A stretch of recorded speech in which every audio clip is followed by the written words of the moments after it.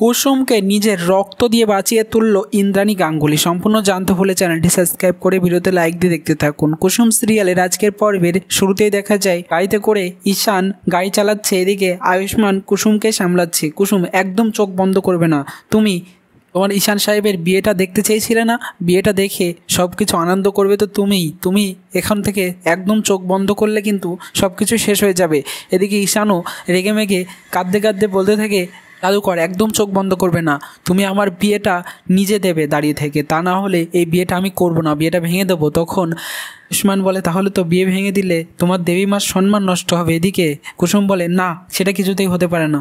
এদিকে কুসুমের চোখটা বন্ধ হয়ে আসে আস্তে আস্তে। অন্যদিকে গুরুদেব ইন্দ্রাণীকে বলে, রক্তই রক্তকে বাঁচাবে। যে কথা শুনে ইন্দ্রাণী তো অবাক হয়ে যায়, তার ভাবতে থাকে কি বলল গুরুদেব এটা। ইন্দ্রাণী হসপিটালে যেতে চাইলে তখন দেবীলীনা থাকে, না তোমাকে চিনতে হবে না আন্টি, ওখানে তো ঈশান এবং আয়ুষ্মান গেছে, ওরাই সামলে নেবে সব কিছু। এ বলে ইন্দ্রাণীকে নিয়ে বাড়ি চলে যায়। অন্যদিকে কুসুমকে আরও সামলাতে গিয়ে চোখ বন্ধ করে ফেলে কুসুম। তখন আয়ুষ্মান চেঁচিয়ে কুসুমকে জড়িয়ে ধরে এবং হসপিটালে নিয়ে চলে আসে।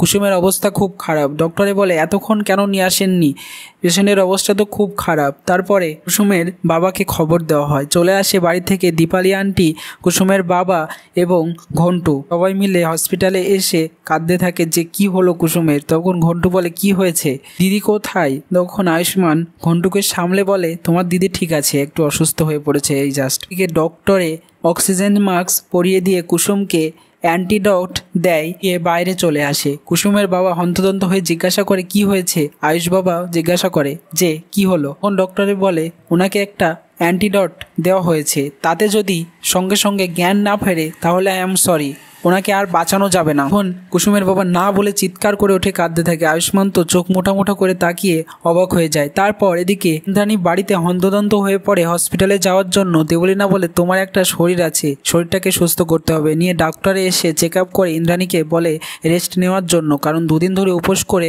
তার শরীরের অবস্থা খারাপ। তো হসপিটালে তো যেতেই হবে একজনকে, সেজন্য ইন্দ্রাণী শঙ্করকে পাঠিয়ে দেয় হসপিটালে, অর্থাৎ আয়ুষের বাবাকে। আয়ুষের বাবা চলে আসতে গেলে তখন মীনাক্ষী আন্টিও আয়ুষের বাবার সঙ্গে চলে আসে হসপিটালে। এদিকে ইন্দ্রাণী গুরুদেবের কথাটা কেন জানি বারবার ভাবতে থাকে, রক্তই রক্তকে বাঁচাবে সেটা নিয়ে, যে আমাকে হসপিটালে যাওয়াটা হয়তো জরুরি ছিল। অন্যদিকে কুসুমের সঙ্গে দেখা করতে চাইছে কুসুমের ভাই ঘন্টু। তখন আয়ুষ্মান তাকে নিয়ে কুসুমের সঙ্গে দেখা করাতে আসায়। ঘন্টু কুসুমকে বারবার ডাকতে থাকে, কিন্তু কুসুম কোনো উত্তর দেয় না। ঘন্টু বলে, আমার ওপর রাগ করেছিস দিদি, তুই না থাকলে আমাকে কে খাইয়ে দেবে, আমার সঙ্গে কে গল্প করবে, প্লিজ ওঠ না, আমার ওপর রাগ করে থাকিস না, চোখ খোল, আমার সাথে কথা বল। আয়ুষ্মানকে বলে, তুমি তো আমার দিদির রাজকুমার, তুমি ডাকো না আমার দিদিকে, ঠিক উঠবে। এরপর ডক্টরে সবাইকে সামনে বলতে থাকে, কুসুমের ব্লাড গ্রুপ খুব রেয়ার, বোম্বে ব্লাড গ্রুপ। কথা শুনে আয়ুষ্মান বলতে থাকে, মার ব্লাড গ্রুপ আর কুসুমের ব্লাড গ্রুপ। এদিক থেকে রাজ বলতে থাকে, এক, তোর মা ইন্দ্রাণী এবং কুসুমের ব্লাড গ্রুপ সম্পূর্ণ এক, ইন্দ্রাণীরও বোম্বে ব্লাড গ্রুপ। অর্থাৎ বোঝাই যাচ্ছে এবার ইন্দ্রাণী নিজের রক্ত দিয়ে কুসুমকে বাঁচিয়ে তুলবে। তো কেমন লাগবে দেখতে কমেন্টসে জানিয়ে এখনই সাবস্ক্রাইব করে নাও আমাদের ইউটিউব চ্যানেল। ধন্যবাদ সবাইকে।